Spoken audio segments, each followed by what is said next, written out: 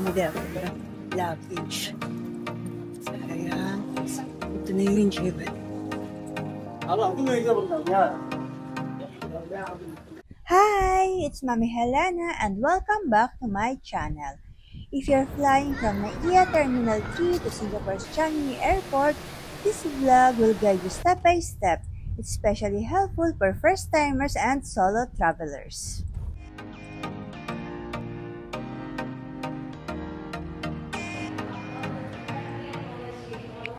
Hi! Good morning! And today, tayo sa Ninoy Aquino International Airport Terminal. And tayo sa Changi 114. Yan.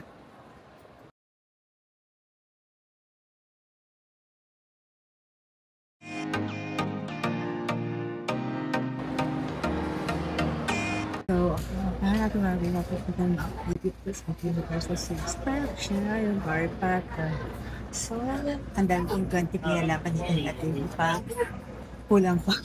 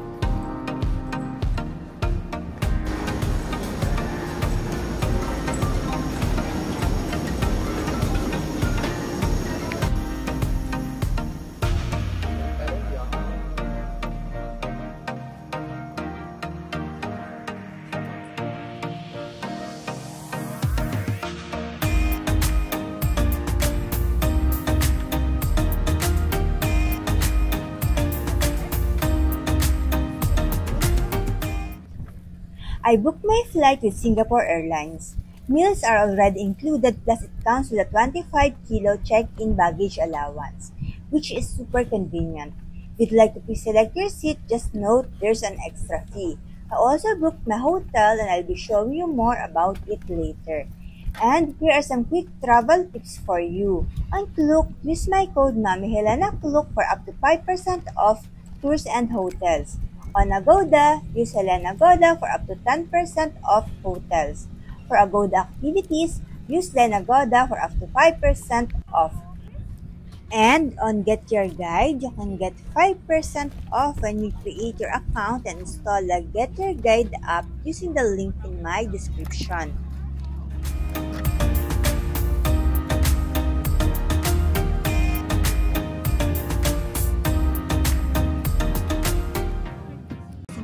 Safety briefing and on a journey through Singapore.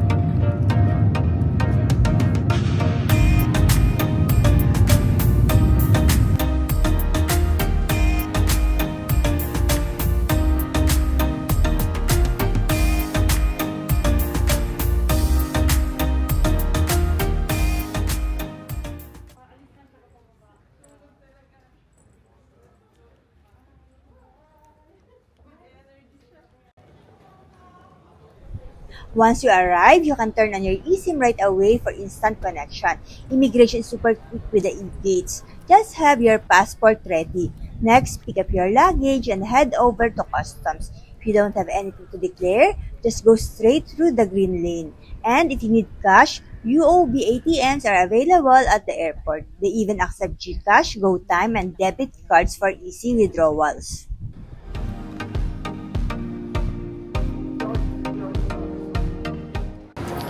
So, ang gagamitin natin is itong Visa card. Visa. Sa UOB.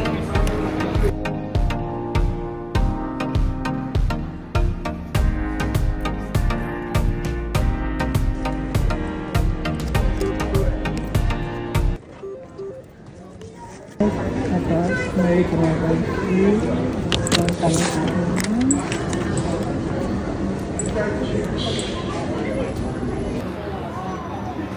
So, pagbuto na tayo sa may UOB. Gamit natin yung ating cash card. So, ayan. Kailangan pipili nila yung no transaction, no conversion. Tapos, ito yung ano na kung magkano. Hilo ko na $300.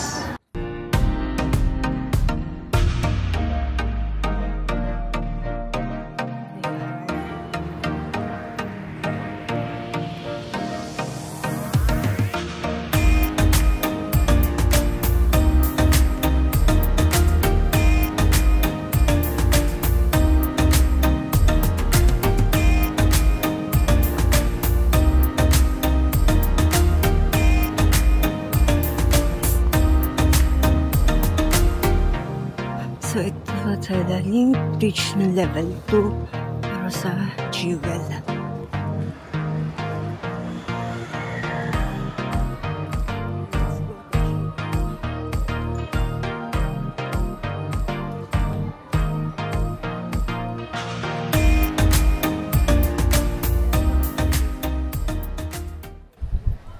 From Terminal 1 Arrival Hall, take the escalator or SkyTrain to Jewel. If you're coming from Terminal 2 or 3, just take the link bridge about 5 to 10 minutes walk.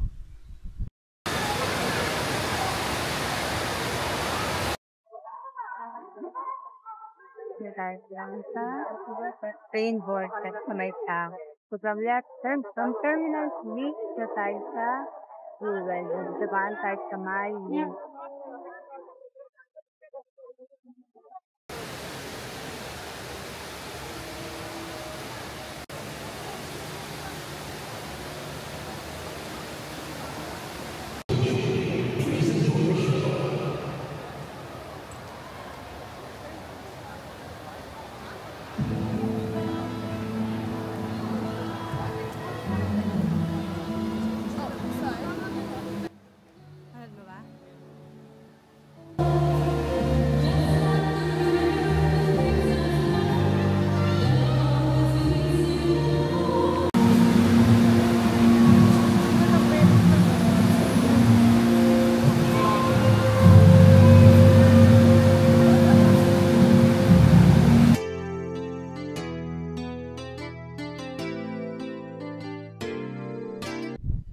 For the city transfer, taking the MRT is super smooth and cashless. I used my GCash Visa card so I didn't need to purchase an EasyLink card. From Terminal 3, I just followed the signs to the airport MRT and headed toward the city. I got off at Expo, then transferred to the Blue Line and arrived at Benquilen Station. From there, the Hotel Benquilen is just a short walk away. Check-in was quick and convenient. No cash deposit required, just present your pass. So ito, paglabas natin ng Benquilen train station, ito na agad yung hotel. Tingnan nyo, ito na siya. Ito na agad yung hotel. So, so from here to here, lakad lang tayo. Ito na siya.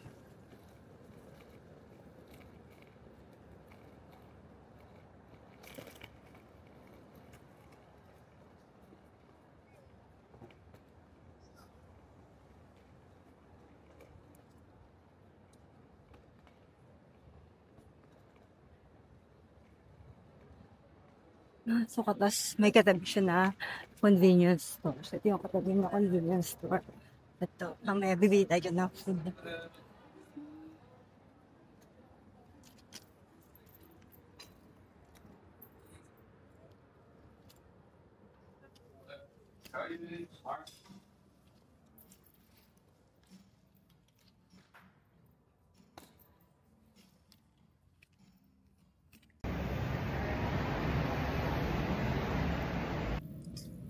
So, hanap tayo ng 7-Eleven tayo pagkain. Kasi tayo kabili kanin siya. Tinabili natin.